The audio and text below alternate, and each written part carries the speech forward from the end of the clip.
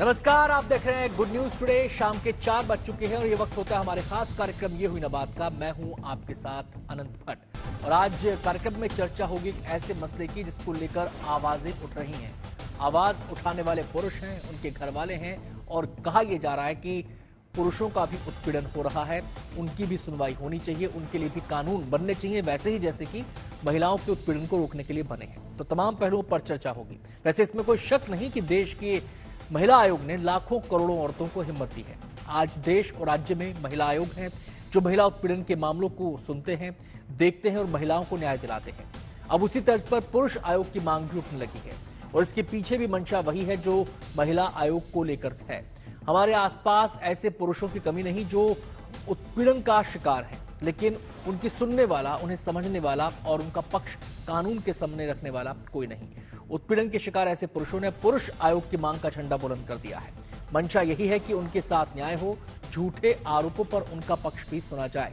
तो आज इसी मसले पर चर्चा करेंगे और जानेंगे क्या वाकई अब पुरुष आयोग के गठन का वक्त आ गया है। आज में एक सोच है और सोच वो ये है कि पुरुषों का उत्पीड़न हो ही नहीं सकता, लेकिन जो कहानियां सामने आ रही हैं और जो आवाजें अब उठ रही हैं वो ये बताती हैं कि उत्पीड़न किसी का भी हो सकता है, उसमें पुरुष भी शामिल हैं। तो तमाम पहलुओं पर चर्चा होगी। सबसे पहले चर्चा की शुरुआत मैं बरखा जी आपसे ही करना चाहूंगा। ये जो पुरुष उत्पीड़न की जो बात आ रही है सामने, इसको लेकर एक कॉमन सा परसेप्शन है समाज में कि पुरुष का उत्पीड़न नहीं हो सकता। तो इसको शगुफा माना जाए, सच्चाई माना जाए? ये बिल्कुल 100% सच्चाई है कि पुरुषों का उत्पीड़न होता है। अगर उत्पीड़न ना होता तो आज पुरुषों की जो आत्महत्या की दर है, मैं हस्बैंड सुसाइड की बात कर रही हूँ, वो 3 गुना ना होती। भले ही हमारे पार्लियामेंटेरियंस, लॉ मेकर्स सो रहे हैं, उनको जू भी नहीं रेंगती, लेकिन ये सच्चाई है कि जो पुरुष जीडीपी के लिए काम करता है, दिन रात मेहनत करता है, 80% टैक्स पेयर है, आज वो आत्महत्या करने पे मजबूर है।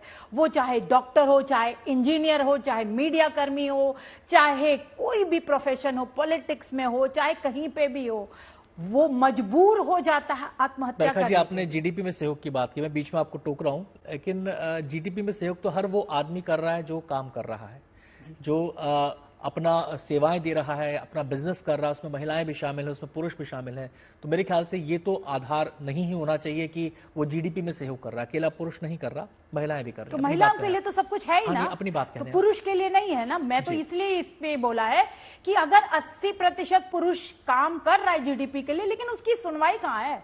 पेड़ पौधों की भी सुनवाई है, कुत्तों तक की सुनवाई है, लेकिन पुरुषों की कहां सुनवाई है? वो जाएं तो जाएं कहां? मेंटल ट्रॉमा, बॉस का प्रेशर, फैमिली का प्रेशर, बीवी का प्रेशर, गर्लफ्रेंड का प्रेशर, ये सारे प्रेशर देखते हुए मेरे भाई हर जगह पे तैनात हैं।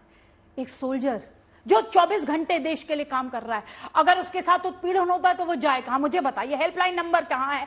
मेंस कमीशन सरकार क्यों नहीं बना रही? ये सरकार गूंगी बहरी क्यों हो गई है? इनको इतनी सारी मौतों के बाद भी नहीं दिख रहा कि जल्द से जल्द एक मेंस कमीशन बनना चाहिए। आपने अपना उपला की एक पृष्ठभूमि है, इस पृष्ठभूमि ने आधार दिया ऐसे कानूनों को बनाने का जिनमें एक प्रकार का झुकाव लोग महसूस करते हैं। लेकिन यह भी कहा जा रहा है कि हालात वैसे नहीं हो गए कि इतना शोर शराबा किया जाए। इस पर आपका क्या वो हटीक है? सबसे बड़ी बात तो यह है, we living in a 21st century. यहां पर समानता की बात होनी चाहिए, पुरुष हो, महिला हो, ट्रांसजेंडर हो, सभी के लिए समानता की बात हो, सभी के लिए समान कानून हो। अभी मैडम कह रही थी कि एनसीआरबी का डेटा बताता है कि अगर 3 गुने आत्महत्या की दर है तो क्या महिलाएं को जरूरत नहीं? मैंने ये तो कहा ही नहीं। महिलाओं को जो कानून दिए गए हैं वो तो ऑलरेडी हैं और रहेंगे, उन्हें हटाने की कहीं बात नहीं हो रही है। हम तो सिर्फ और सिर्फ ये कह रहे हैं कि पुरुषों को भी एक पटल मिलना चाहिए, एक हेल्पलाइन नंबर मिलना चाहिए, सारे कानून जेंडर न्यूट्रल होने चाहिए और एक सरकार द्वारा गठित पुरुष आयोग होना चाहिए। आखिर आत्महत्या क्या लोग मजाक में कर रहे हैं? पुरुष क्या हंसी खुशी आत्महत्या कर रहे हैं? उनको मरने की खुशी है जो मर जाएंगे? ऐसा कुछ नहीं है। प्रताड़ना आज बढ़ गई है और उनकी कहीं सुनवाई नहीं होती है। सब जगह पे उन्हें धिक्कार दिया जाता है, उनका मजाक बनाया जाता है। पुलिस स्टेशन में एफआईआर लिखाने के लिए आज भी एक बुजुर्ग दंपति मुझसे सुबह मिलने आया था, रो रो के उनका बुरा हाल था, जो कि वो मुझे ये कह रहे थे कि हम बेटे के मरने के बाद जी एक एफआईआर 2 महीने बीत चुके हैं, नहीं लिखा पाए। आपको हाल में ही कोविड के टाइम पे अमन बैसला नाम का लड़का रोहिणी से मर गया था। 6000 लोग इकट्ठे हुए थे कोविड के टाइम पे, जब 5 लोग भी इकट्ठे नहीं हो सकते थे, तब जाके FIR लिखी गई थी। तो लड़कों की यह स्थिति है कि वो मर जाए, पुलिस स्टेशन में आप फोन करिए, वो बोलते हैं लेट देम डाई, तुम्हें क्या, मरने दो सालों को।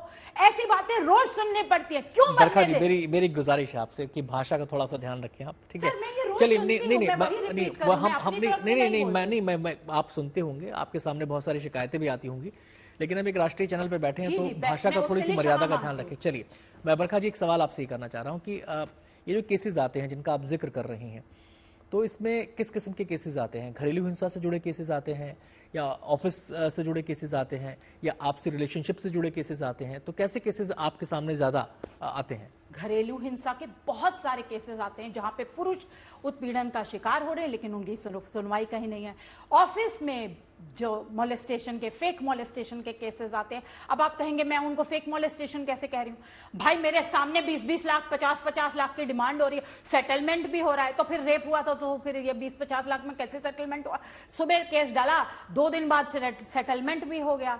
और बताती हूं आपको, सड़क पे खड़ा होना भी मुहाल हो गया। सड़क पे खड़े हो जाओ, उस पे मोलेस्टेशन के केस आते हैं। घूर लिया हमें, उसके ऊपर केस। अरे घूरा हमने आपको नहीं है, लड़की को नहीं घूरा था, हम कुछ और देख रहे थे, मन में कुछ प्रताड़ना, मन में कुछ मानसिक परेशानी चल रही है, हम उसके बारे में सोच रहे थे, आपको नहीं घूर रहे थे। बरखा जी, फाइनल कमेंट आपका और संक्षेप में। 498A में इतना कुछ आ गया। अरनेश कुमार की जजमेंट के बाद आज भी अरेस्ट हो रही है। अभी पिछले ही हफ्ते एक बूढ़े माता पिता ने मुझे कॉल करके बताया था कि पूरी फैमिली को अरेस्ट करने आए थे और किस तरीके से उन्होंने क्या क्या झेला, क्या क्या क्या हो गए। 15-20 दिन हो गए, सॉरी, एक हफ्ते पहले नहीं। लेकिन ये कोई पहली बार ना कॉल, हर थोड़े दिन बाद आता है। अरनेश कुमार की जजमेंट कई जगह फॉलो नहीं होती और समय की मांग है बदलाव। और बदलाव ये है कि जल्द से जल्द सरकार पुरुष आयोग का गठन करे, पुरुषों के लिए डेटा इकट्ठा करे, एक हेल्पलाइन नंबर